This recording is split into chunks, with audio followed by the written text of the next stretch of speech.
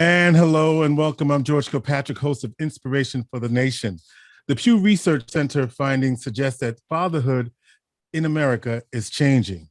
Today, fathers who live with their children are taking a more active role in caring for them and helping out around the house. And the ranks of single fathers have grown significantly in recent decades. At the same time, more and more children are growing up without a father in the home. Fathers play an important role in the social and emotional development of our children. So how are we doing as dads, and how are we showing up?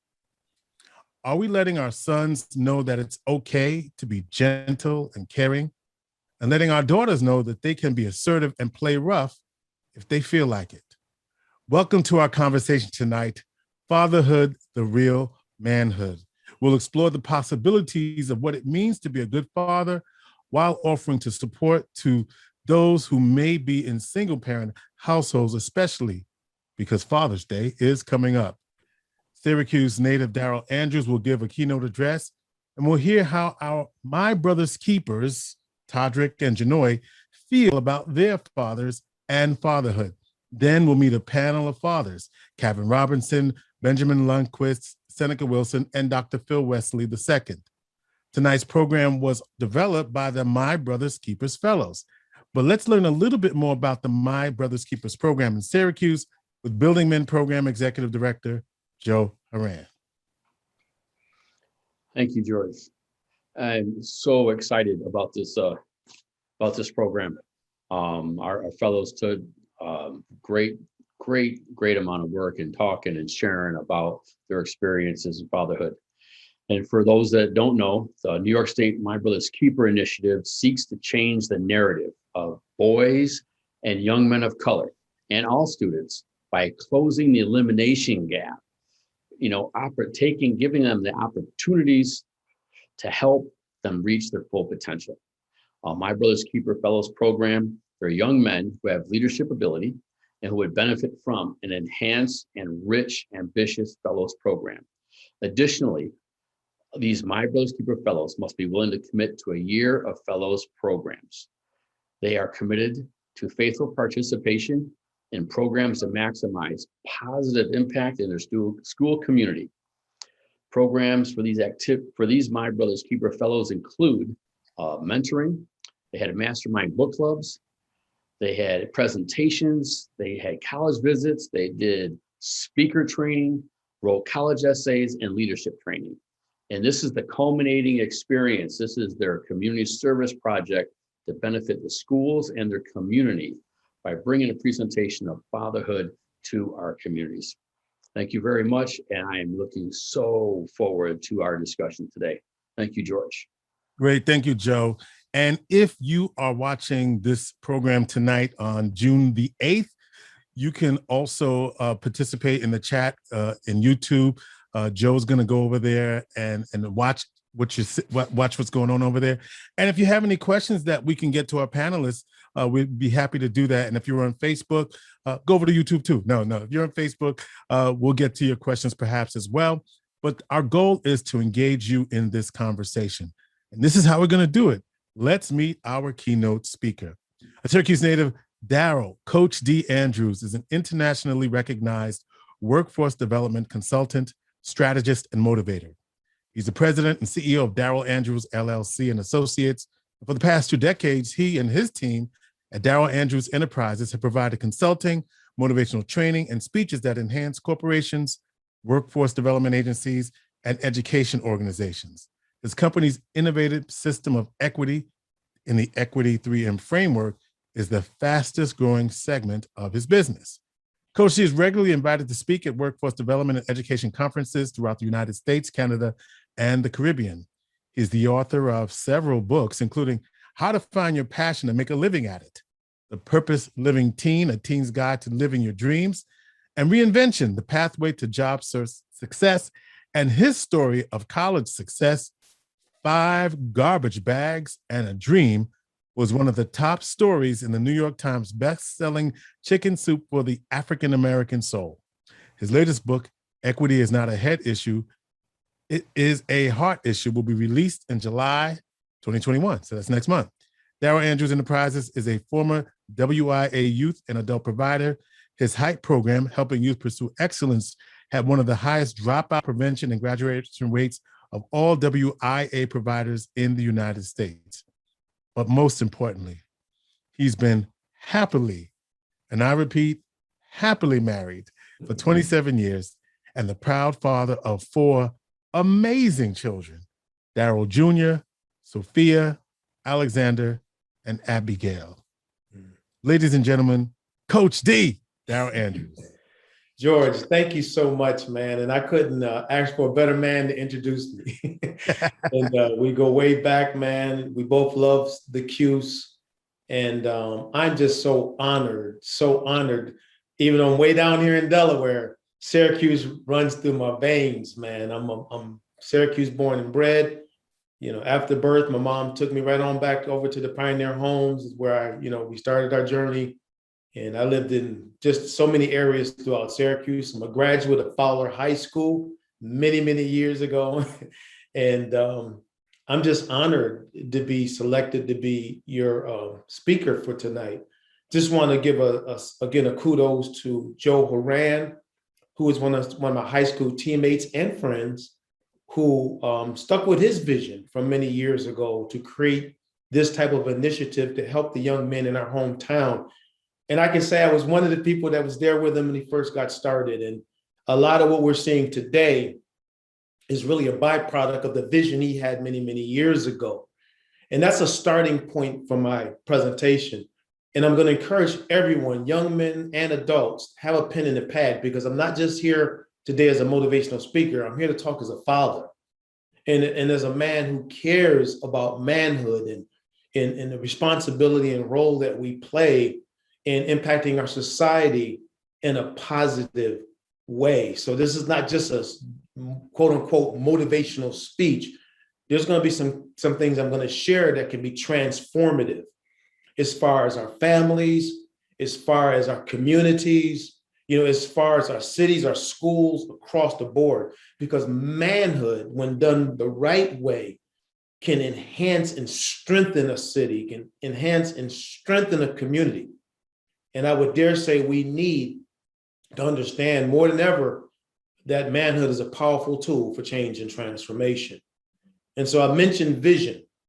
And as mentioned, I was born in the city of Syracuse, New York, many, many years ago. Unfortunately, my mom and dad didn't stay together. They separated when I was really young. And so my mom had a tremendous amount of responsibility on her. She only had an 8th grade education. But one thing I will say positively, she went back to school and got her high school diploma, and that changed everything.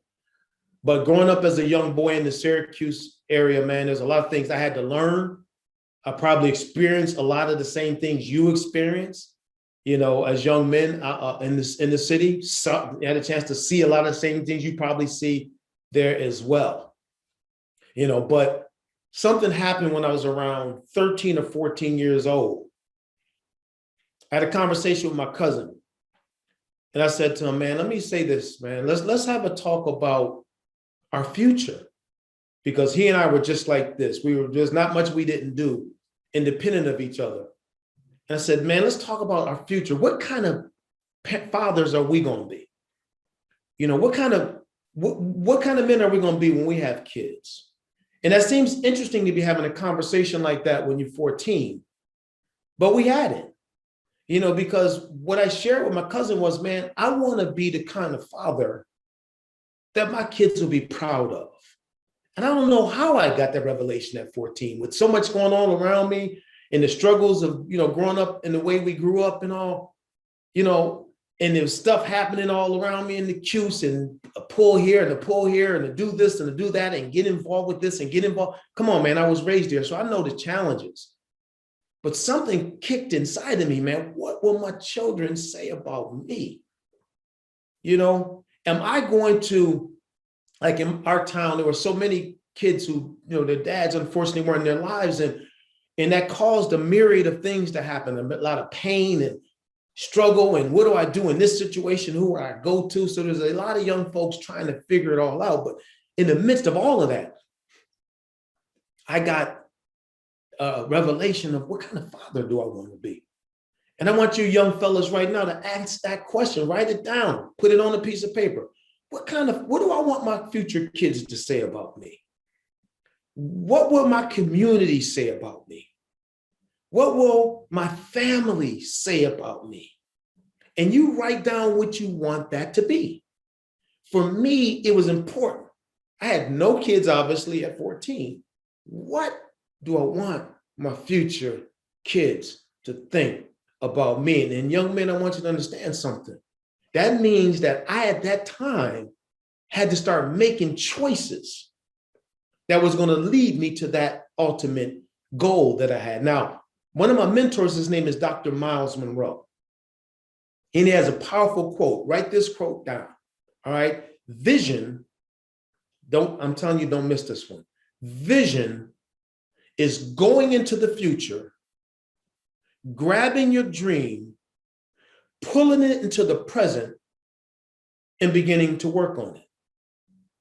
Man, make sure you write that one down. Vision is going into the future, grabbing your dream, pulling it into the present, and beginning to work on it. So that's what I did. I went into the future, grabbed my children, pulled them into the present and said, what kind of dad am I going to be for these guys? Didn't even know them, didn't know names, didn't know anything. And I said, I better start making choices. So I decided to start making good choices. I wasn't always making good choices. I made some bad choices because I said, what am I going to say about them? So vision is one of the first things I want. What's the vision you have for the future? I'm not talking about what's happening now because I know it can be challenging. I'm not talking about what has happened to you. I'm talking about what do you want? What do you want for your future in the midst of challenges? Because I had them around me too. What do you want? Go into that future, young man.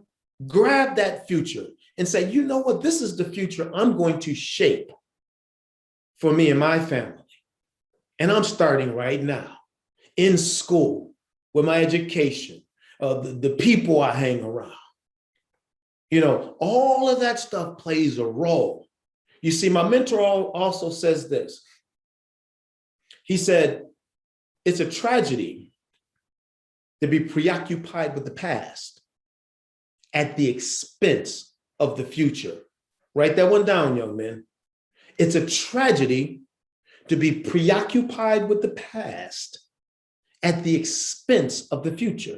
So those things that happen us to the past, we don't want to carry that into our future. I didn't want to do to my children, which was done to many of the kids in our hometown growing up. I didn't want that. Because now what would happen is I'm taking my past and marrying it with my future. And what I'll ultimately end up doing is producing the same results. And you don't want to do that. You want to say, this is the future I want. And I'm going for it. You see, because men do three things. Let me tell you about three things men do. Write these down. I told you it's not a motivational speak. This is information here about fatherhood. The real manhood, okay? And trust me, as a father with 4 beautiful children, this is real manhood. It's manhood when you can do what you need to do to take care of this family when sometimes you may feel like you want to run off, but you don't. You stay the course because that's manhood. You do what you got to do to take care of that household, that family. It's manhood, you see? But here's the three things. The first thing is called, for men, you got to provide. You want to provide for your family, which means you need to get a good education so that when the time comes, you can get a good job and be able to provide for your household, take care of them, make sure that their needs are met. This is real manhood. You see, I got 6 miles to take care of, and I don't even put any emphasis to my wife. I said, I got this. That's real manhood. You know what I mean? What you do is fine. You know, money you make, that's cool. I got this. Now, do we work together as a couple? Yes, but I got this. Manhood. So you want to provide, then you want to protect. Which means a real man is able to share with his children things that sometimes they don't even want to hear because you're going to protect their future. You're going to protect them from making bad choices. You're going to protect them from the things in society that can deter them. Even though they're human like anybody else, we all can make a mistake, but a real man is going to position so that he can protect. And then the last one, George was talking about, to nurture. It's nothing wrong with a man to hug his children and tell them he loves them. I got 4 kids ages 10 to 24, almost 23, and I hug them all every time I see them. You know, my son just graduated from high school. He's going to Virginia Military Institute on a full scholarship. And when we walked up for me to turn that tassel, I hugged him and gave him a kiss right on his forehead in front of all those people. Why? It's my son. Love that dude. When his brother graduated from high school, went to college, same thing. Real men nurture, man. You can tell somebody you love them. See, we grew up a lot around folks who said you got to be this certain kind of man in order to be a man. No, man, men know how to love their families, man. Show them that you care. Because you know what that does? It gives strength to your daughters. It gives strength to your sons. When they know dad loves me, man, dad cares about me. And you know it to be true because a lot of us grew up and we didn't have all of that. And it had such an adverse effect on us. You know, so, you know, real men know how to nurture. So just remember, real men know how to provide. Real men know how to protect. And real men know how to nurture. But there's another thing real men understand too, is how to be mentored. One thing we need, we always talk about mentorship, and our young men need mentorship for a variety of different things. I'm going to tell you something. Young men need mentorship for fatherhood. That's why I'm proud of this initiative, because that's what it's all about. It's mentorship for fatherhood. This is the kind of man you need to be. This is how you interact with your family. This is how you interact with your spouse, you see? And here's the thing, young men, don't forget this. There's a lot of voices out here trying to tell you what's right and tell you what's wrong. But when you have a voice that has proven themselves, a man that has made the choice of fatherhood, that has made the choice of serving their community, has made the choice of the betterment of our people, respect that man. Listen to that man. Don't let our boys tell us about manhood when they ain't there yet. They've not taken on any responsibility. They're not paying for their kids' future or food on the table, but they're telling us about manhood. How do they know what manhood is? They don't. These men who have been through the trenches, many of these men who you're going to hear from later today, listen to these guys. Hear what they have to say. And when they give you that advice, say, you know what, I'm going to take a slice of what they say and I'm going to do something with it. And I'm saying that to you because I know as a young man, sometimes we want to listen to our boys and think that our boys have the answer, but they don't. Not to say that we don't learn from our friends or grow from our boys, because some of our boys have our best interest at heart. But when I'm talking about manhood and I'm talking about fatherhood, the best place to learn is from men who've been there, men who are in the trenches. So another thing I want you to talk about is embrace fatherhood, but learn from people who have been there. Have a mentor. Let me tell you who my mentor was. My primary mentor for fatherhood was a man by the name of Harry Jones. And Harry is a pastor. But he was different. He was a unique kind of pastor because I attended his church, and to be honest with you, I wasn't trying to go to church. But I somehow found my way to his church, and I said, man, this is a different kind of a pastor. Man, he talking sports with me, man. We talking about, I'm a big Philadelphia Eagles fan, you know, the only team that really counts in football, but we'll talk about that later during the question time. But anyway, we talking sports, and he's an Eagles fan. I'm an Eagles fan. We live near Philadelphia, you know, and we're talking this, man. He ain't even talking gospel to me, man. He talking sports and this and that. Then he starts talking manhood. But guess what? I listened. Because why? Here's a man that had 4 kids. They were very athletic. His son played for the Tampa Bay Buccaneers. Another son played for the Eagles. His 2 daughters received full scholarships for basketball to go to college. None of his kids paid for college. None of my kids did either. But his example and what he taught me shaped the type of father I wanted to be. He was my role model. Write this down, young man. I need a fatherhood role model. Somebody that I can look to and say, you know, teach me how to do this. I don't have many people around me. So watching his pattern, I said, oh, that's what he's doing with his sons. That's what he's doing with his daughters. I would always see him hug his children, tell him that he loved them. But then sometimes he was tough. He had to nurture and he had to say, okay, this is not going right. I saw how he handled that. Saw how he interacted with his wife. I was watching him. You know what I mean? I saw that his kids didn't go to school. His kids went to school on full scholarships. So how did he do that? And then I learned from watching them, and he was actively involved with his kids, and he would go and participate, and he would connect them to this and that. I said, we're gonna do the same thing. Why? He became my example of fatherhood.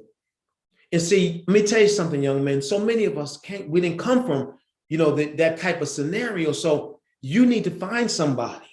And then I'm gonna tell you, looking at what I see right now, they're around.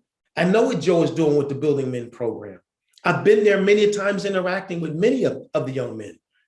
And there's men around. But if you don't value these men and value their input, they can't help you. They can't help you, fellas. You gotta say, you know what, I'm willing to, despite what other people think, I'm willing to listen to this person so that I can grow and stretch myself. When I went to work in corporate America, there was a guy named Eugene Lewis who coached me and mentored me in corporate. I was willing to listen. Fellas, sometimes you got to stretch yourself and come out of your comfort zones. It may seem like, man, I don't know if I want to hear what this guy has to say. But take a look at this guy's life. If he's saying he wants to help and this guy is living the life you want to live, listen to him. Because the reality is, we need to embrace fatherhood. And the best way to embrace fatherhood is by seeing those examples of fatherhood that are out there. You see, I mentioned Harry Jones and what he brought to my attention as far as fatherhood. But one thing I noticed about him, fellas, now I'm just going to be a little bit on the arrogant side of fatherhood. He said he was building a dream team. All of his kids did well. They went out and maximized their potential.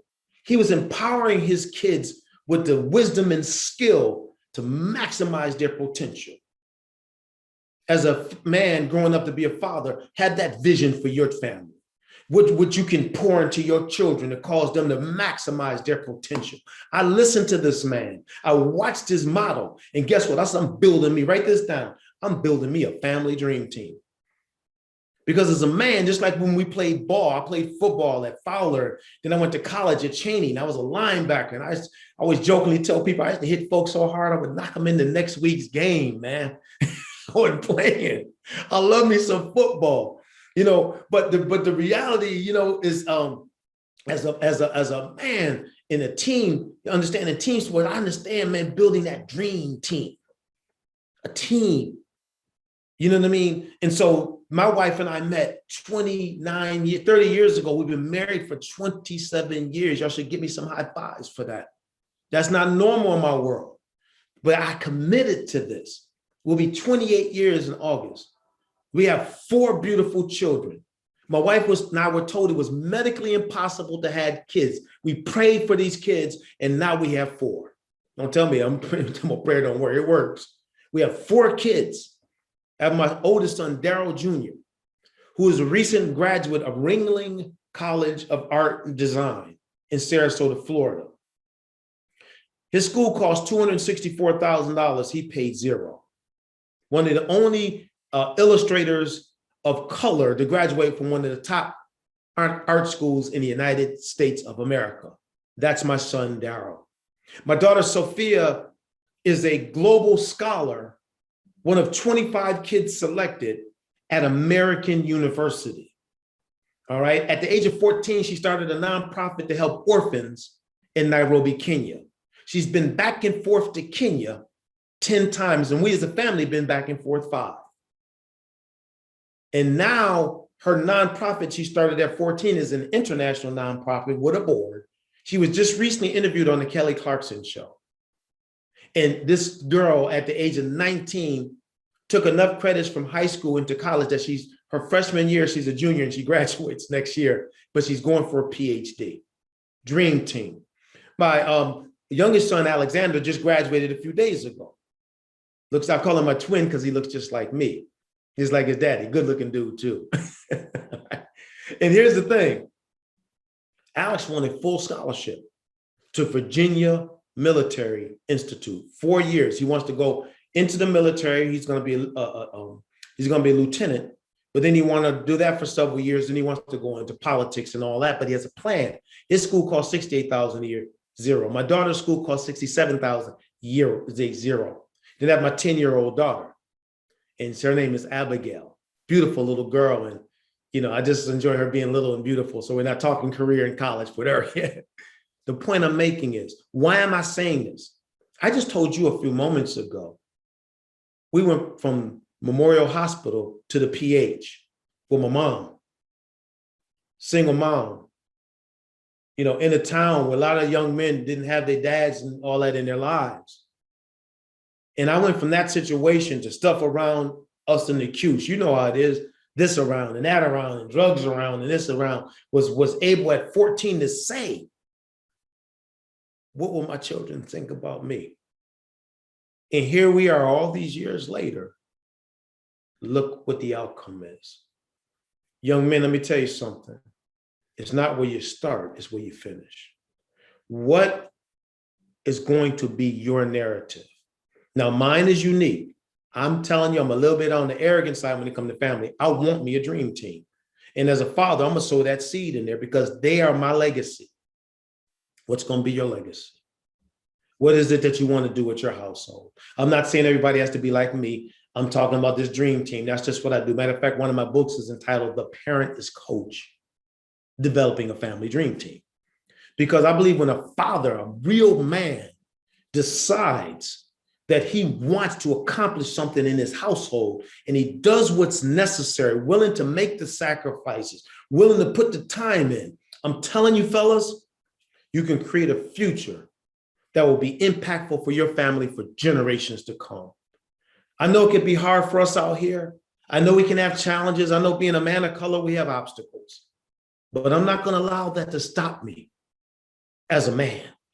I'm going to find a way to make it happen. I own a consulting firm now that's global.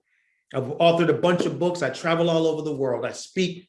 This is speaking program number 6 for me today. I'm always speaking and training virtually and live.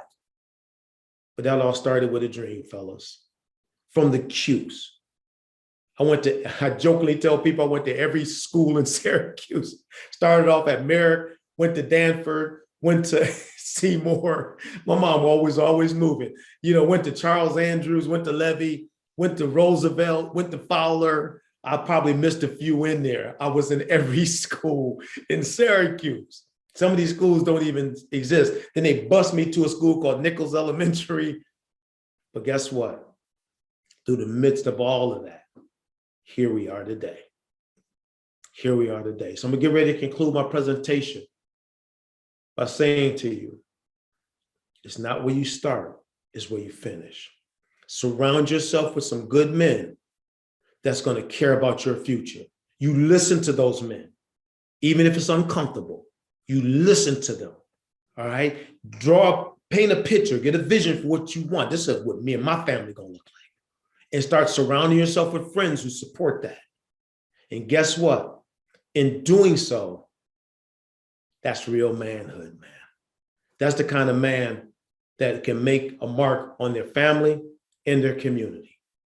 And that's the kind of man that one day, as you grow up, will be the kind of man another young boy will want to come to and learn from. George, thank you so much. Joe, thank you so much. I love the Q's, man. And I want to see as many of you young brothers out there as possible maximize your potential. Your boys here, you want to email me, George, and I'm going to be giving all information out. I'm available, Doc. I'm here because, listen, I know those streets. I can walk that city blindfold. I've been all over that place. I love that city, love you, and thank you so much for the opportunity to present. Thank you. That's Coach D, Darrell Andrews. And Darrell Andrews, there's 2 things I want to say to you. Number 1, we love you back. And 2, go Giants. But once again, thank you, Coach D, for a very, very powerful presentation. And Coach D will stick around for our panel coming up, where you get the opportunity to ask questions. We're live on Facebook, LinkedIn, and YouTube. And more importantly, our fellows have prepared questions for our panelists. But before we meet our panelists, let's meet our My Brothers Keepers Fellows, Janoy Powers and Todrick Wilson. These young fellows, pun intended, shared their perspectives on fatherhood. Hello, my name is Janoy Powers. And I'm Todrick Wilson. This is our My Brothers Keepers Project. It is about fatherhood, the real manhood. And we're doing this project to influence young men to be in their children's lives in the future. Janoy is going to talk about his experience without having a father in the house. Thank you, Todrick. Well, for me, growing up without a father, it didn't really affect me as it might affect others, as I kind of shied away from doing drugs and being involved in the streets. I kind of just stayed home, played sports, went to school, did stuff like that. So I never really got involved with that type of stuff. And plus, I always knew that I could call my father. I could always go visit him anytime I wanted. So I felt like that was enough for me. And him not being home kind of made up for that. And plus, I always had my mother here. So I never felt like I didn't have anybody to talk to, because, I have a very strong relationship with my mother. I could talk to her about anything and would have those type of talks. But I feel like if I had a father around, it probably would make some things easier. Having a role model on how to be a man in the world would have been nice to have around instead of having my mother, and seeing it from a woman's perspective. I could have saw it from a man's perspective.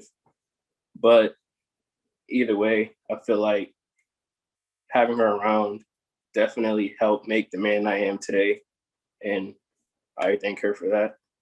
And I will be passing it on to Todrick, as he will be talking about his perspective, not having a father around.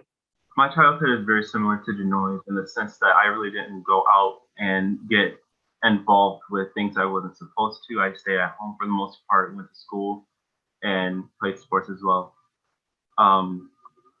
In the sense that not having a father around, I was never in contact with my father. I never really texted him or called him, never stayed with him. But I did have other male figures in my life, not all positive. Each one of them have their own problems and issues. I have 3 uncles. 2 of those uncles have a cheating problem and a loyalty problem. And one of my uncles have a drug problem. He goes in and out of jail. I have a grandfather, but he has an alcohol problem, and that affects his relationship with my grandmother. Now, even though they all have attributes and issues about themselves, they all have redeeming qualities that a man should have that I can take and try to implement into my own life. For example, my 2 uncles that have the loyalty issues, they're really hard workers and they're really dedicated. And if there's any situation where they can help their family out and help them be in a better position, they'll do that in an instant. My one uncle that has the drug issues, he's probably the most loyal person I know. And my grandfather, he's probably one of the most reliable people I know. I can call him at 1 o'clock in the morning to give me a ride home, and he'll be on the way without complaining. And that's good, but I have to get each one of those attributes out of them from different sources. I can't go to one person and look to them for advice. I have to try to weave out the bad things and implement the good things. And I feel like having a positive role model in my life, a positive father figure in my life, would help me not have to go through the loopholes or put pressure on my mother to try to teach me how to be a man when she isn't one. And I also don't know how a healthy relationship would be between a man and a woman because I don't have a father in my life. My mom has been with women ever since my sister was born. She's just been with women. So I never seen that healthy relationship between, a father and a mother to take care of a child. But the issue is, being that I don't have a positive father figure inside the house with me or in my life, I have to look for help from other men and my family, and I have to try to weave out what's bad and take what's good. And that can be a dangerous game because you really don't know what's good and what's bad if you don't have the positivity around you all the time. With that being said, we're going to go back to Janoy. He's going to talk about the advantages of having a father in the house. Thank you, Todrick, for sharing that. Father figures can promote inner growth and strength. Studies have also shown that when fathers are around, it greatly affects a child's social development skills, and also that boys are more likely to not get in trouble with the law and are more likely to hold a job. With saying that, I will pass it back to Todrick as he will talk about the advantages of having a father around for a daughter. So girls more than boys develop their sense of worth and their self-esteem from their relationship with their fathers. So if they have a caring father and a trustworthy father that keeps his promises, they'll be better off in the future when it comes to their self-esteem and their self-confidence. Also, daughters have frequently picked their mates later in life based off their relationship with their father. So anything that they've seen their dad do with their mother, or seeing how their father treated them, they'll pick someone similar and someone that resembles that in the future. So the better a father treats their daughter, the better their partner will be able to treat them, and the more worth they'll have for themselves. But that's it for our presentation. I hope you guys enjoyed. My name's Todrick. My name is Janoy. And back to you, Mr. Kilpatrick. All right. Thank you, fellows. We really appreciate you sharing so openly your experience in setting the stage for our conversation. So let's meet our dads. Cavin Robinson is a special education and English teacher, as well as an administrative intern in the Syracuse City School District. Prior to that, he spent several years as a philosophy professor at 3 different colleges and universities, and he's been married for the past 19 years to his beautiful wife, Franche, and together they have 4 children, Malik, Phoebe, Gabrielle, and Chloe. Malik, Phoebe, Gabrielle, and Chloe. Benjamin Lundquist is one of the leading voices for motivation and leadership. He's passionate about inspiring and equipping people to reach their fullest potential in life and leadership. He frequently speaks at high schools, universities, corporate and faith-based events. He's an author and hosts the Rise and Lead podcast, which is currently reaching over 90 countries around the world. Next up is Seneca Wilson, an author, speaker, poet, and college educator. He's on a mission to empower young artists to overcome barriers in their life by using sports, hip hop, inspiration, and poetry to ensure college and career readiness and success. As one of the most entertaining and speaker performers, Seneca wants to help turn on your light. He currently lives in Birmingham with his wife, Megan, and 3 children, Tylen, Declan, and Sloan. And Seneca has released his new book, Turn On Your Light, Finding the Light Within, in November 2020. And in 2007, Wilson published his first book of poetry, Kind of a One. And in 2016, he published his second book of poetry, Stairs to the Top. Seneca holds bachelor's and master's degrees and is a Toastmaster and dynamic presenter committed to helping others be great. Dr. Philip Wesley II, or Dr. Phil II, is a leader with over 20 years of experience working with youth nationally and internationally. As an organizer and activist, his passion for youth led to his role as a youth leader for over 20,000 youth from Western New York to New England, to training and empowering them in service to their community. Dr. Wesley graduated from Atlantic Union College with degrees in communication and religion, and continued his education at the Theological Seminary at Andrews University, where he obtained his Master of Divinity degree. Dr. Wesley has received a doctorate in business administration from the University of Montemorelos. Dr. Wesley has a podcast, The Anchored Voice, helping men to be anchored in life. And he also co-authored a book called Lessons for the Journey. He and his wife, Lynette Wesley, are parents of 4 children. 4 seems to be the magic number. I got 4. Cavin got 4. Our producers have 4. We all up in here. And of course, and Coach D has 4. And you've already met Coach D, Darrell Andrews. So thank you all for being on the program. Let me start by asking all of you to react to what you just saw from our young people. What's your reaction? Let me begin with you, Cavin. Powerful. I mean, powerful, good information. I mean, the initiative to even do this, I could definitely commend those 2 young men. But one thing that stuck out to me is oftentimes we hear, mama knows, mama knows, daddy knows a little something too. Something that jumped at me. I looked in the background of Todrick. I saw Sasuke up there. Sasuke was speaking to me. He's screaming at me his reality. He's screaming at me what he's going through. Sasuke bloodied, bruised, but yet still standing. Those of us who know Naruto know Sasuke's character. So Todrick is telling me his reality, telling me what he's feeling through that poster behind him, and I see it.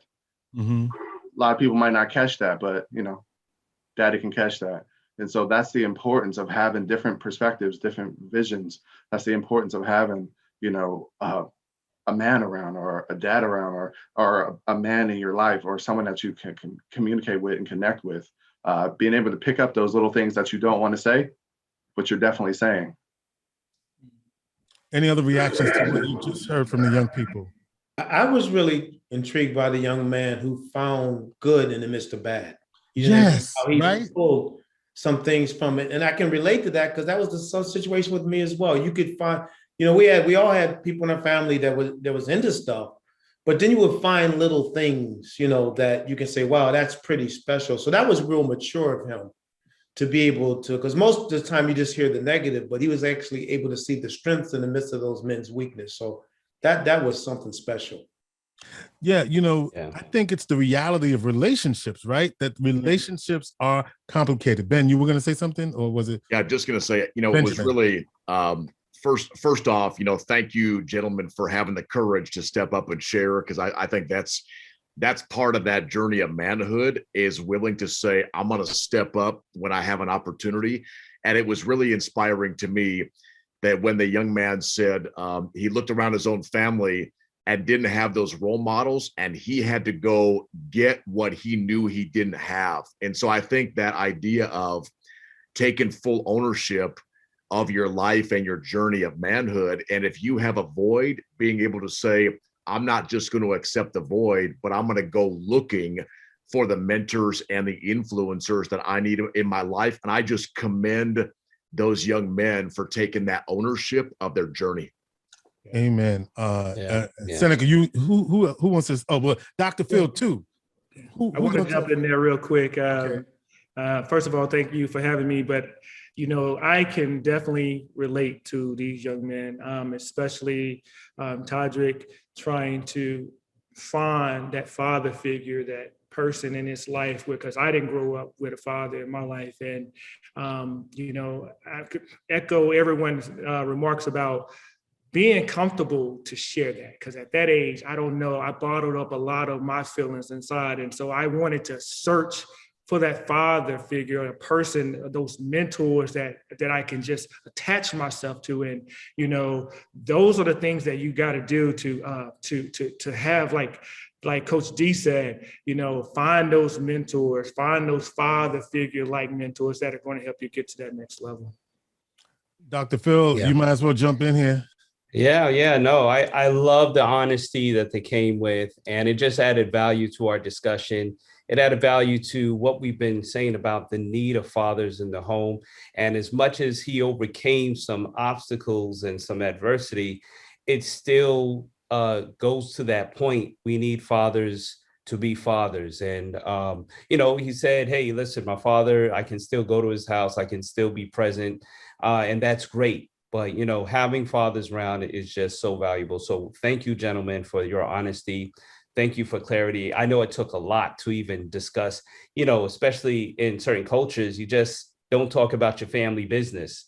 So for you to do that added much value to what we're saying today. Thank you. So we're going to ask some questions. So the My Brothers Keepers Fellows have prepared some questions for you all. And so we're going to ask those questions. But for the audience who's watching us live on Tuesday, June the 8th, we invite you to check in on Facebook or YouTube or wherever you're getting this.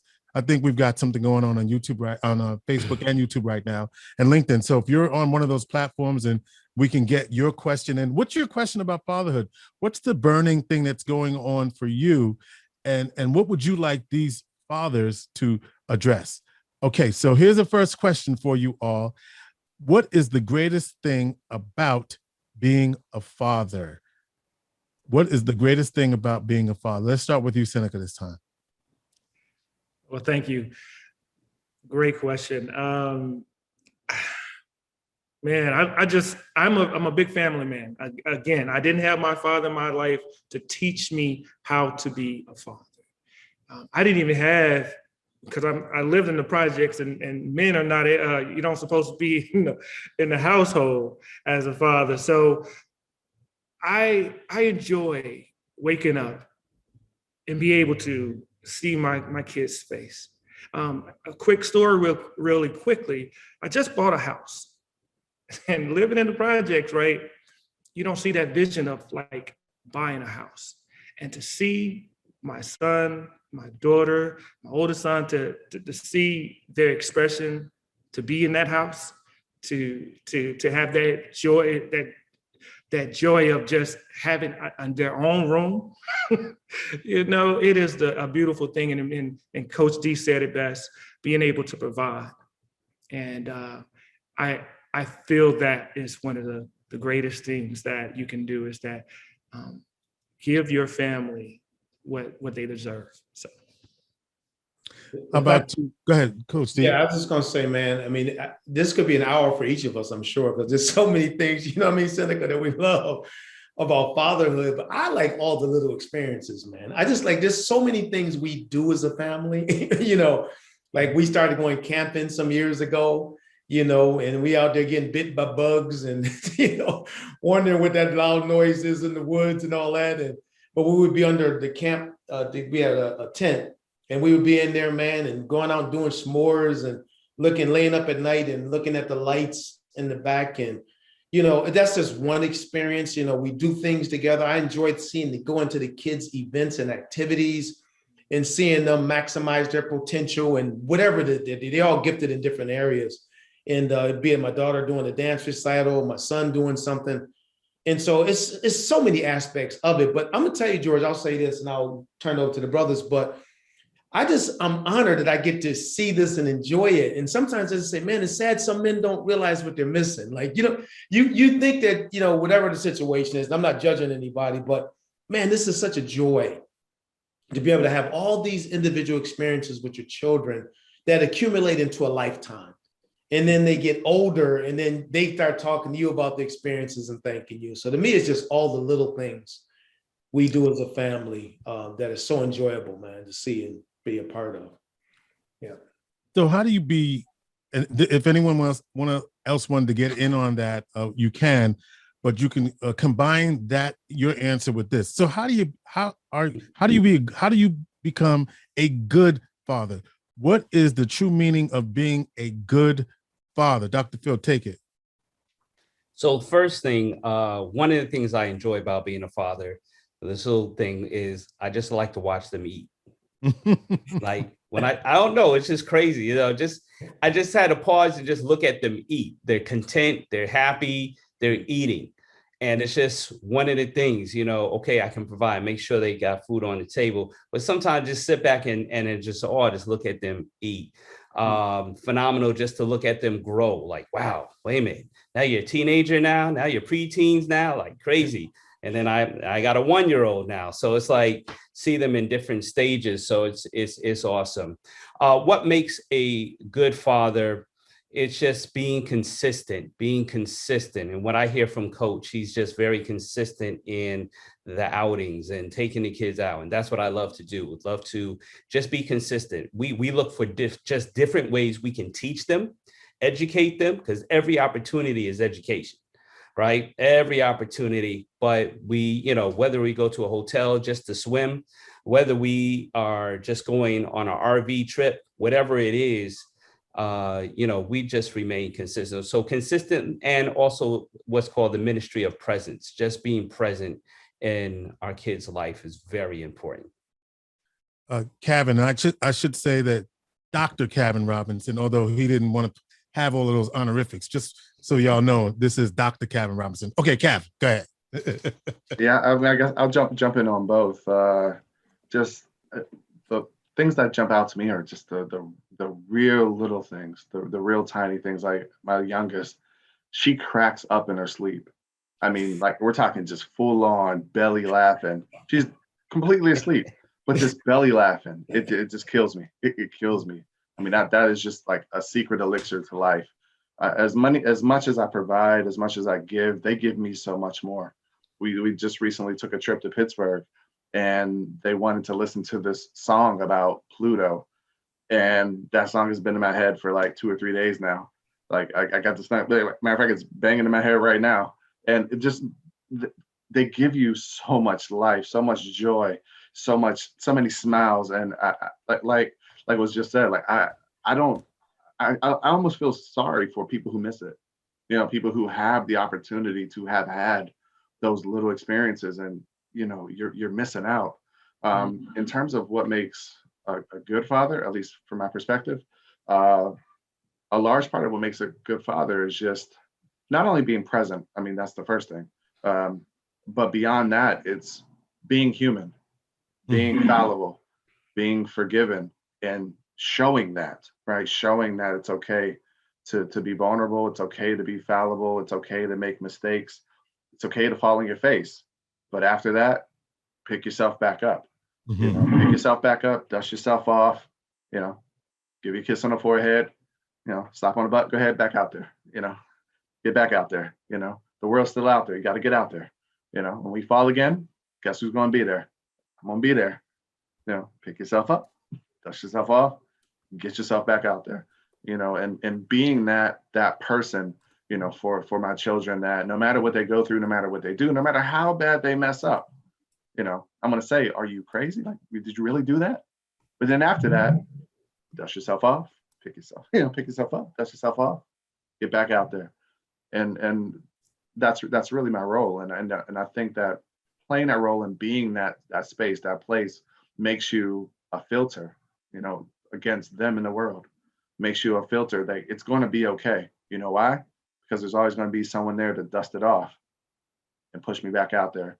And that builds confidence, which builds commitment, which builds dedication, which forges a life. That's important. Very important. Benjamin? Yeah, that's a big question. I do want to just say, Dr. Phil, we also love swimming in hotel pools. So maybe I'm not the only one that's just got a night at a hotel just so we can use the pool, with the kids. That's right. I was just this Saturday. Right. Just this Saturday. Yeah, I think a couple of things. Some of the greatest joys for me, if I'm not traveling, I do about 30 minutes of wrestling with my son and my daughter on our trampoline every single night. And so their greatest, I think, life dream is to take dad down. That's their greatest dream. If they can get me to get on my knees and fall, they have come out victorious. So I think, just the joys of being on the trampoline. And then one of my greatest gifts every day is I have worships with my kids almost every night. And I lay on their bed and we talk about life and we talk about the day. And I have a little motto or mantra that I have each of my kids say, and they've been doing this for about 5 to 6 years. And my daughter's mantra is, I am beautiful, I am a leader, and I will do great things. And a few years ago, my daughter, in the middle of me telling her mantra, she stopped me and she said, Dad, stop. And I said, what, is something wrong? And she grabbed my face with her little hands and she said, Dad, you are beautiful and you are a leader and you are going to do great things. And I think, being a great dad, so many amazing things have been shared. I think just making sure that you remember, and all the men I know can attest to this, you don't become a great dad when you hold your kid for the first time or when you step into a father figure role. because there are a lot of great father figures who are unofficial real dads to a lot of kids. But I think you become a great dad and a father figure years earlier when you begin to lead yourself well and you begin to develop that character inside of you, that your word is bond, and that you're going to make sure that you got that foundation inside of you, so you are as ready as you can be, even though we know it's a lifelong journey of fatherhood, but you're going to be as ready as you can be to help bring that new life into the world. And you're going to be there for that kid. And I just want to say, I love what Cavin had said about just being real about some of the struggles of life. So I think your kids know that as a family, we can struggle forward. And we're not putting up this facade that we got it all together. I'm perfect. I never make mistakes, but just being able to, if you mess up in the eyes of your kids, you own it and they're still going to love you. And you talk through the fact that we can grow through struggles together as a family. Love it, man. Hey, George, can I just say something real quick, man? Let me just pick up here real quick and then go ahead, Doc. I just want to say, if you mess up, fess up. Because it was right there, I had to do that.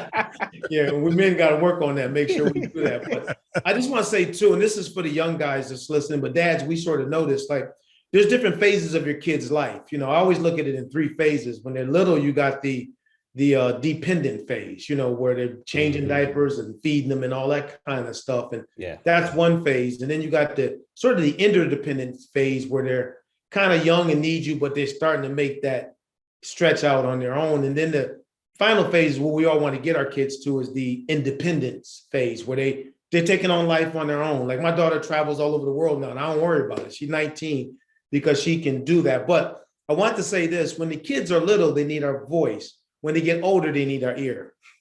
I think that's important. That's important to understand, because I noticed my kids at the teenage years, like when they were little, they would ask me questions. I'm dad. I'm giving them answers and solutions. Then when they got older, it was like they would have the stare. Like, what do you? And I realized they wanted me to listen to them more than give them advice. So I just would say this: as dads, that's a gift too. When you as a dad can give a gift of an ear, you'll win your children for life, man, because they know you become that person that they can go to, that's not going to always try to tell them what to do, but to be there to support them as they're stretching through life as well. So just a nugget to consider. When they're younger, we tell them everything. When they get older, we listen. And I think, Coach B, that's such an important thing to bring up, in that you don't ever come to a place in your fatherhood journey where you don't have fatherly influence in the life of your kids, even into adulthood. That I think as a father, you always have a role to play for the rest of your life in being that voice of empowerment and encouragement in your kids' lives. Cavin? Yeah, I mean, to Coach D's point, like I grew comfortable being, and I say this to myself a lot. I haven't said it to many people, but I say it to myself a lot. I've grown comfortable being the only imperfect person in a world full of perfect people. And I make sure that I present myself that way to my children, so they know, as Coach D said, like, when you mess up, I'm not perfect. Yeah, like, I've been through stuff. So as you grow, as you get older, as you have issues, as you have struggles, you can come to me because I've been through stuff too. You can come to me because I've messed up too. You can come to me. I promise you, I did it worse. I promise you, my ticket probably cost more. Like, whatever you've been through, I've been through it. So like you say, I can be that ear because I've been through it. And if I don't got I say this as an educator, and if I don't got the answers, we can find out who does together. But I'll listen to you first. So there's a couple of things I want to try to put together. And there's two or three things I want to put together. So first one is, what kind of emotions did you first face while raising your child? And then together, how would you say you can fill the void if there's not a father figure or father in your life? So what kind of emotions did you face while raising your child? And then how would you say to someone how they could fill that void if they don't have a father or a father figure in their life? I'll start with you, Seneca, Dr. Phil, and then y'all pick it up. So because I didn't have my father in my life, I still struggle with it. And, you know, every day I deal with it. And back to the previous question, you know, you asked about how do you know if you're a good father? Sometimes I don't. You know, I still try to I tell my son all the time, I do my best.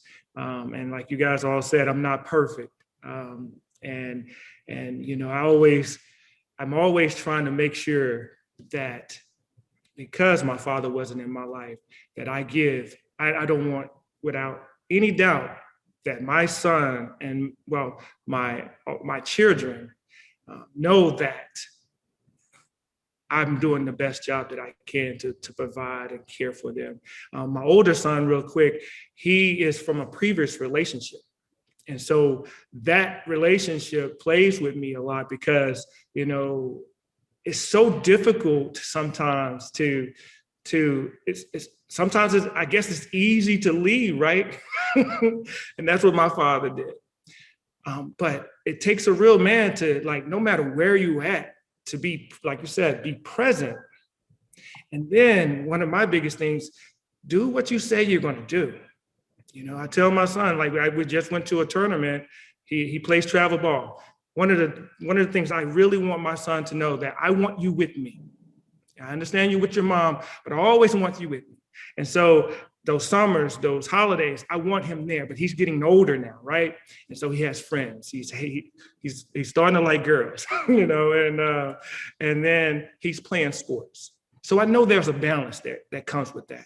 And so what I try to do is still try to learn, you know, from what my father wasn't there, making sure that I don't give that to my son. You know, like, just because my father wasn't there, you know, I don't want to put that pressure on him that he always have to be with me. And, you know, but I'm still trying to figure all of that stuff out as a man who all has the answers. So I'm going to stop right there for you guys. If anybody else want to pick up. Well, and Dr. Phil, would you pick up this piece about filling that void when you don't have that father figure in your life and the emotions about raising a child? Mm-hmm.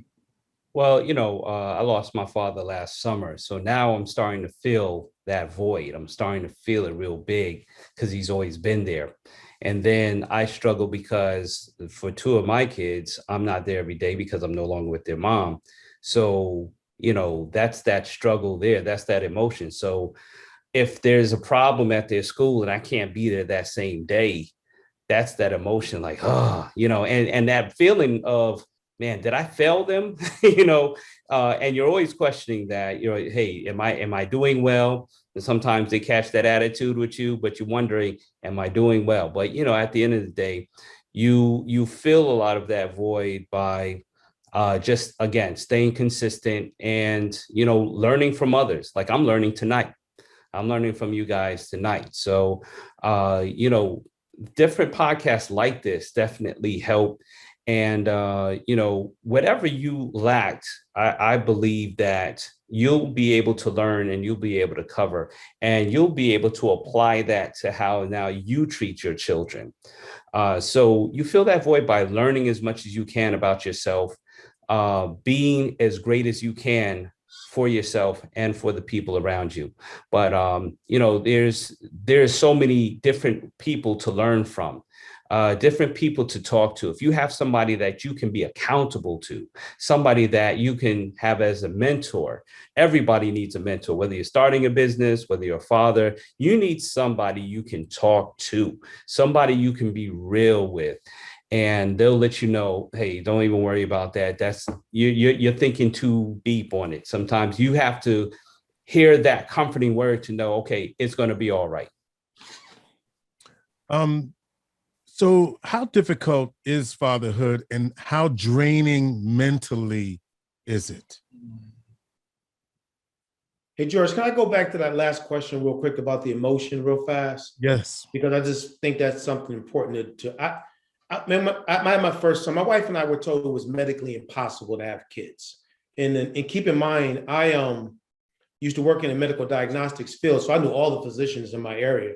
And I would take our numbers to them to see, and they say, yeah. So I just, you know, the emotions, when you want to be a dad, and you want to be a father, and and that's on your priority list, and you see it as important, it's overwhelming when you see your children come, man. It's just like you seeing this, and you're like, man, I'm honored, I'm blessed to have this little life, to raise and to love and to care for, and so you go through a whole range of emotions. You go through this euphoria of you had them, but then the fear of how good am I going to be at this? You know what I mean? Like, am I going to be able to, am I going to be able to provide to them? What would happen? So you got these range of emotions, but for people who really want to be a father, man, it's overwhelming.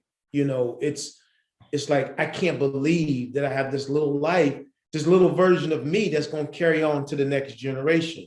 Mm-hmm. And so I just wanted to, I just wanted to answer that one because it was sitting. I said, man, because one, I want the young guys to understand it's a blessing to have these children, man. When you have them and you hold them in your arms, all of my children, there were threats of them possibly not being here. My son, my wife had what's called placenta abruptio, that she would have delivered him the day she delivered him, he would have died. And because he wasn't getting any nutrients. My daughter had some problems. We thought we were going to lose my third born because of some issues. So the reality is, man, it's just an overwhelming feeling of joy. There's some fear, but it's nothing like it, man. I can't, there's nothing like it. I wanted to pick up on that piece. Doc, who said yeah? Somebody said yeah. No, that was me. That was me. I just, I thought about today. Today I was in the pool with my son and I just held him. I just kind of held him tight. That's the emotions you go through. You go through that, boy, what's wrong with you? And then you go through that moment of, I can't let you go. So those are emotions all the time. So you just talked about the mental fatigue around, you both talked about the joy. Coach D, you talked about the miracle of life in your situation, right? So what about the mental pressures of being a father? Who wants to take that? I mean, I could jump out at that. I mean, it's the fear of the world, especially being a man of color. Got 2 daughters, 2 sons. And I mean, anything and everything, every fear you could possibly have, I have for my children, and understanding that, I could do what I can to be, Captain America and deflect everything. But in reality, I know I can't deflect it all. At some point they're going to grow up and grow out and be out there in the world, and I won't be there. And, I'm with Seneca in that I'm not the greatest guy in the world. I'm growing into this. I'm never really sure that all the things I'm doing are great. All the lessons I'm teaching are the right ones. I think they are. I pray on it. I work on it. I try to get mentorship and guidance.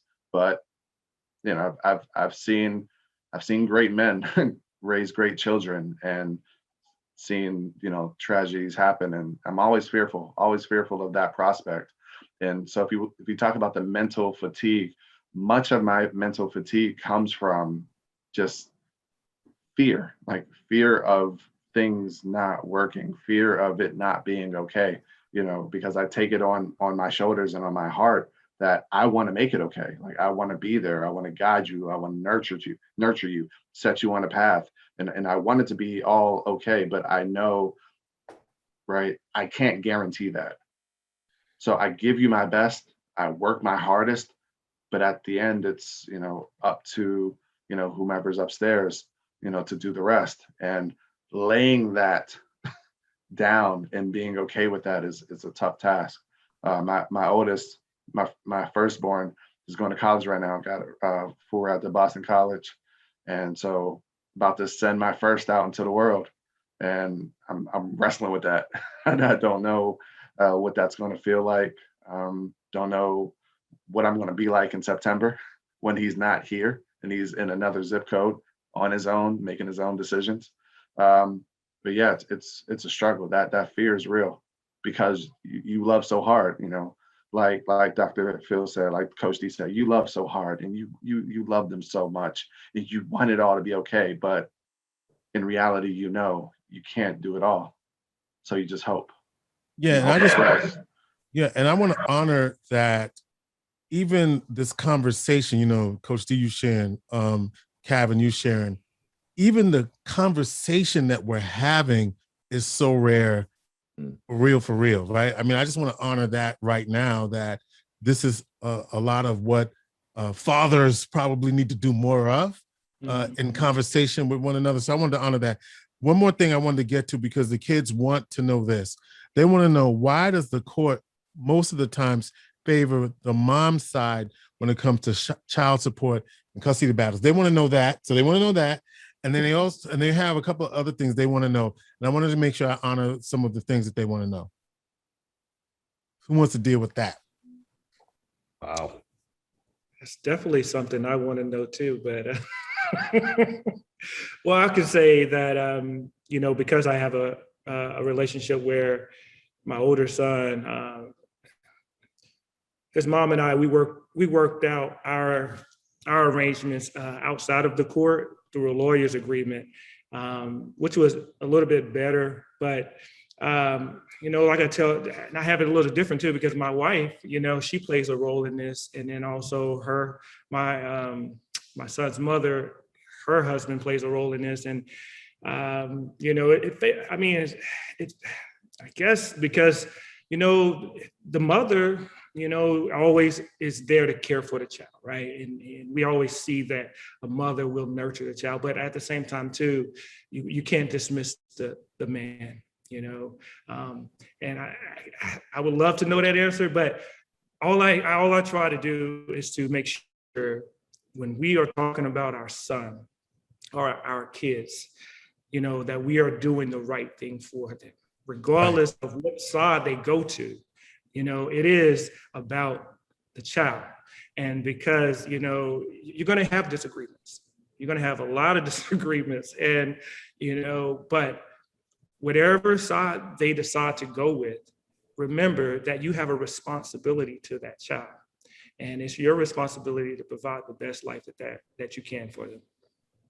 A lot of the laws or unwritten rules of this were written many, many years ago. You got to keep that in mind as well. There's a lot of stuff that's sort of antiquated in legal systems because they've been around for so long. The assumption is that mom is going to always be home taking care of the kids. But now you got so many mothers out there working, making money just like the dads, not to compare generations, but I think dads today are probably, well, I don't want to say this because it make it seem cruel, but we're a little bit more loving. Dads back in the old days were kind of. Well, hold it. All right, so hold that thought right there. Yeah. What didn't you get as a child that's different from what you? In other words, what do your kids get that you didn't get? Yes, I think I'm talking about it now. I think men are more comfortable with, like I said, telling their kids they love them, hugging them, saying I got your back. Back then it was just manhood. You got to be a man, and there was that whole man thing. You know what I mean? I'm gonna give you a punch in the chest. I ain't gonna give you a hug. Right? I'm a man. But I think today that's different. But I'm thinking again. So from a law perspective, I think the assumption is mom is going to be there more for the kids. But in reality, some cases it's going to be dad that's going to be there more. So I think there need to take a look at that again, and reevaluate it. And in some states are a little more intense than others. Like in Delaware, it's all about where I live. If you divorce, you're lucky if you get one right. I mean, literally, it's all favored for the woman. So I think, I think it just has to be reevaluated, for the times that we're in. Benjamin? Yeah, just gonna say, I had the blessing of a dad who is still in my life today, and he's always been active. Matter of fact, he just left my house a couple hours ago. We were spending some time together. My wife has a very different situation where mom was a drug addict, and they went through a custody battle, and she ended up going to live with her father. And what it came down to is the dad provided what the court thought was more stability for the child.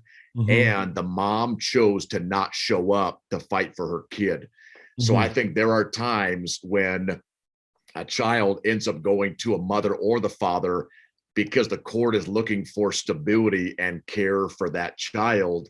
And there are times when the kid had asked that question about why does a kid always go with mom, maybe not with dad? There are some dads who don't step up when they could fight for their kids, and they don't show up to the court, to plead their case for being able to have shared custody. But I know that was a situation with my wife, which rocked her all the way until this day. And she's going through, some of her counseling and working through some of that. It just came down to her mom just didn't show up, to fight for her when that was happening. And I do echo with what you were saying, Coach D. My dad is still an awkward hugger even to this day. And I think it's like I lean in for a hug and he gives me this real weird pat on the back. And it's, I think it's a generational thing that my dad was just not as comfortable expressing love and emotions as we are today as men. And I'm so inspired by hearing the men on this Zoom call. Aren't you? That you love your kids physically, like you're doing fist bumps and you're wrestling in the pool and you're giving kids hugs. But I think generationally there was a closed offness because the dad left. He was the provider. He went to work. He paid the bills, and maybe the mom was a little more emotionally in tune with the children. But I think that's one generational difference that I see is kind of that closed off, maybe based on what the father thought his role was in the home, than where we see that healthy role being today. George, I want to say something, if I can just 2 seconds. It's just a quick story too, but when we talk manhood and fatherhood, it goes beyond our home. You all know that, like that other kids see us too, man. Like I know sometimes, like my daughter has friends and they would see how affectionate I'm at with my daughter, and you can tell they weren't getting that same affection, so I will hug them too, and it's just like, it really extends. But I gotta tell you a quick little funny story. We were in Nairobi, Kenya. We support an orphanage there. And so I mentioned my daughter helps out. And so my younger daughter was there with me, my little 10-year-old. She was 8 at the time. I always have this thing where she dances with me. She steps on my feet and we dance. So I'm dancing with her. And there was probably about 25 of the kids that were at the orphanage saw us doing that. And they were staring at it, And then one of the young kids walked up and just stood and looked up at me. And I said, Abby, I think I got another person I need to dance with. So the kid came on my feet and I'm dancing with this one kid. Next I got a line of kids, little girls and boys. The little boys wanted to do it too. So manhood, man, really touches the heart of kids. Yes. Not just our own. You see them saying, okay, Abby dancing to my daughter. Okay. And but it also touches the lives of other kids. Yeah. All right, we have about 5 minutes to your close, but I know Dr. Phil, get in there. Listen, I want to jump on 100% with Ben and Coach. Up until my dad's death, we had awkward hugs. Okay, I just had to throw that in there. It's just, and one of the reasons he's one of 10 kids. Mm-hmm. So think about our fathers back in the day. How many siblings did they have, and how many uncles and aunts you had? There wasn't a lot of hugs and loving to go around, in some of the families. So, but here's what I want to say for those men. Unfortunately, if you're getting into a divorce, try to work out your joint custody as amicably as possible without the court. If you can do that without lawyers and without court, and you can agree on your child support, agree on the visitations and the times, the weekends you're going to spend. If you can do that in advance without a lot of the drama, you'll save yourself a lot of the court's intervention. And if you can agree on that before you get to that stage, it'll be a better transition in that. Well, here's before each of you are going to have an opportunity to give some closing thoughts, but here's what I wanted. This is a really important question from our young people. They want to know, what are some of the ways to help raise bright children? And what are some of the ways to help build a strong relationship with the family? Coach D, I mean, you talked about teamwork. So run with that, and then we'll start with our closing thoughts from each one of you. I'll say this just real quick, and I'll make it simple because I want to hear from all the other brothers too, but just be intentional. Yep. Read with your children. You know what I mean? We're always reading books, share stories with your kids. And then as far as just being bright, you got to connect. And this is the thing we talk about, and Joe's familiar with this, called connecting dreams to education. You know, talking to your kids about education is not just about math, science, and reading and getting good grades. It's taking you somewhere. There's an outcome at the end of this. And so, which is going to lead to employment or careers and things like that. But I think a lot of times parents don't talk to their kids about that.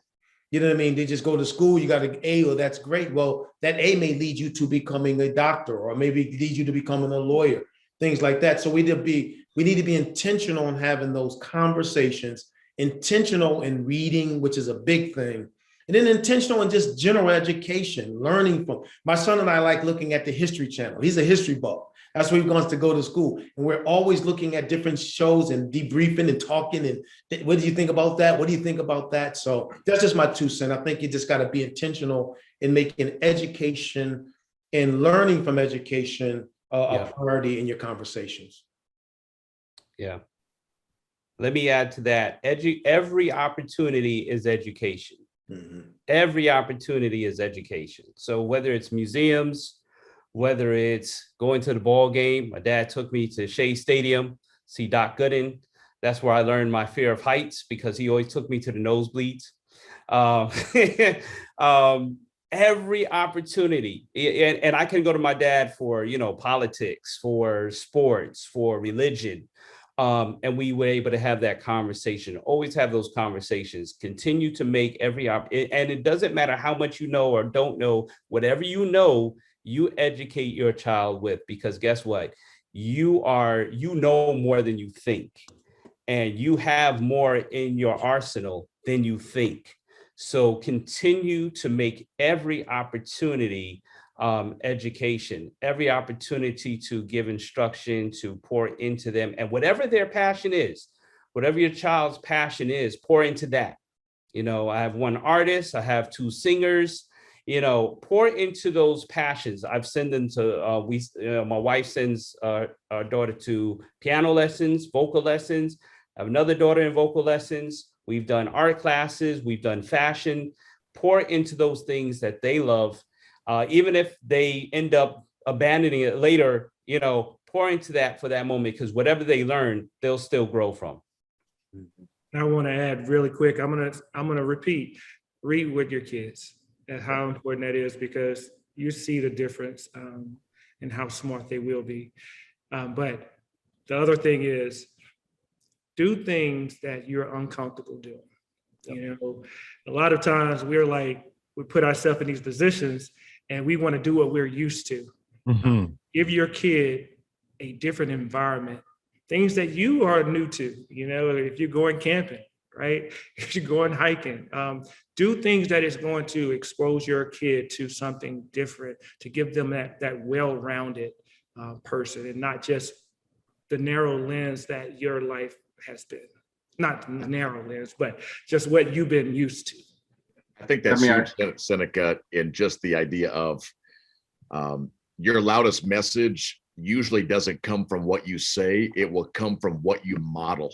That's right. And so if you want your kids to be bright, if you want them to be learners, if you want them to be readers, just recognizing that you have to model what it is that you want your kids to end up becoming, and they're going to watch you and remember what they see way more, I think, than what you say.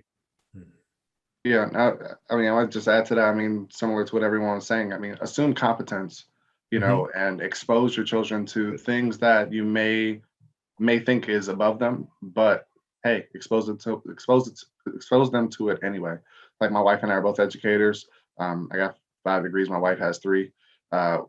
We expose our children to high level stuff.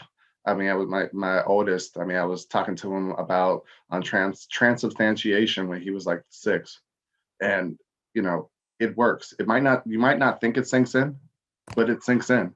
And sometimes it comes out years later. You'll wonder where it came from because you put it in there years before, right? Sow the seeds in the mind, and you'll bear fruit later. But the other big thing is, and this has kind of been a theme of a lot of what I've been saying, is, it's okay to fail. Teach them that it's okay to fail. And if you teach them that it's okay to fail, they will dare to dream greatly. If you teach them that they have to be perfect, they will travel safely in the weeds. Mm. So if you teach them that it's okay to fail, they'll fly. All right. You each have about 30 seconds to give us some final thoughts. Cavin, and if you want to add to what you just said, you can go first. For me, life is simple, man. It's just love and trial, right? You just show up, work hard, love. And really that's, at least for me, what fatherhood boils down to. You know, I'm not great by any stretch of the imagination, but I'm here, I love, I try, I apologize. And I figure as long as I continue to do those things, ultimately it will all work out for the good. Let me ask you quick up there. How hard is it to say I apologize? Well, easy. You know, I mean, it's easy for me because I don't take myself too seriously. You know, I know who I am and what I am, and I want to show my children. I always give this analogy that, you know, when I'm teaching, I'm here to show you potholes. You know, as we're traveling down a road, I've already fallen in those potholes. I'm here to show you where they are. I'm not here to show you, I'm here to show you the direction, but I'm also here to show you the potholes. And so that's part of my story. That's part of who I am. My problems, my issues, the things I've been through are part of who I am. And I want to show you what that is so you don't go through the same thing. And as long as I'm honest about that to you, my hope is that you don't have to endure what I endured. Benjamin, quickly. Yeah, a couple things I would share real quick. You know, for anybody who is an aspiring father someday, everybody on this call, we are works in progress, and we are learning, you know, day in and day out.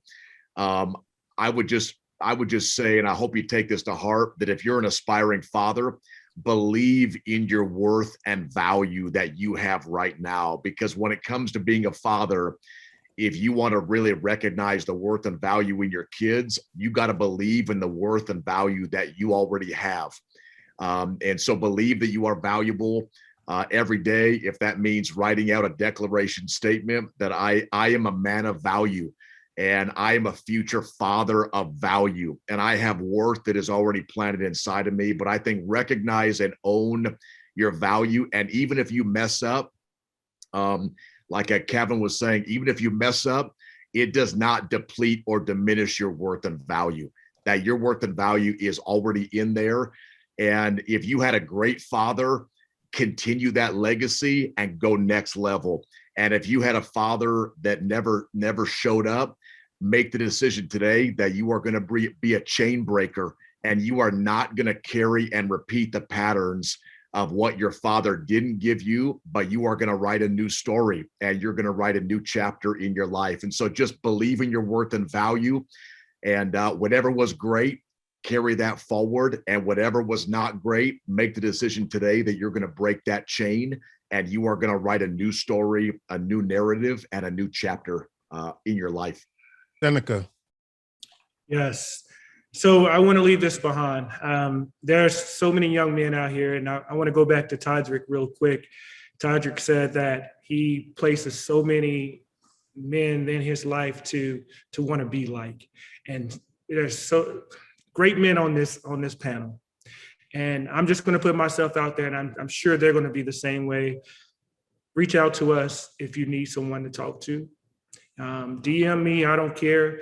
I have been working with students for over 16 years in student affairs.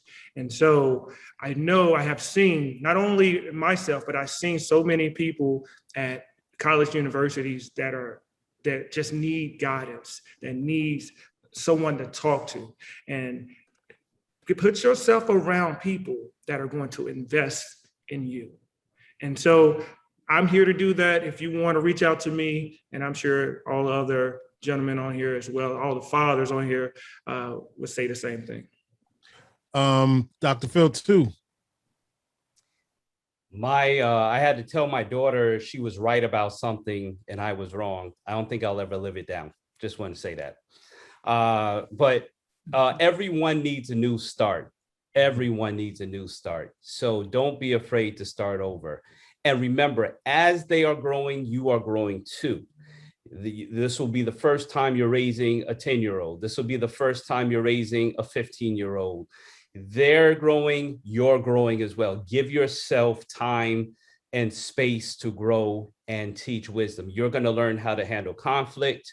You're going to learn the way you used to handle it, or the way your father used to handle it may not be the way that you need to handle it today.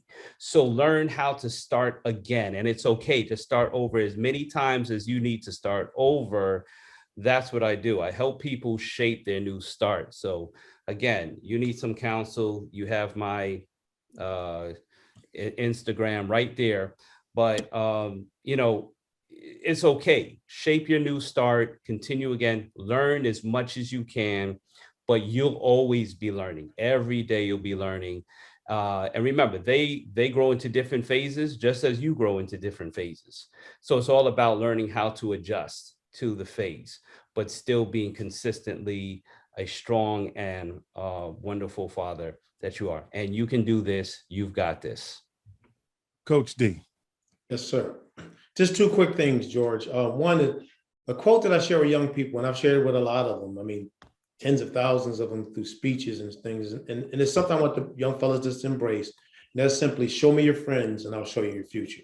You know, who you hang around is who you're going to become. And so you need to have some men, some brothers, some friends in your life that think the way you think, that can encourage you to do what's right when it comes to your future. So that's a gift I'm giving you, man. Show me your friends. I will show you your future. And so surround yourself with people that can help you be that father and that man.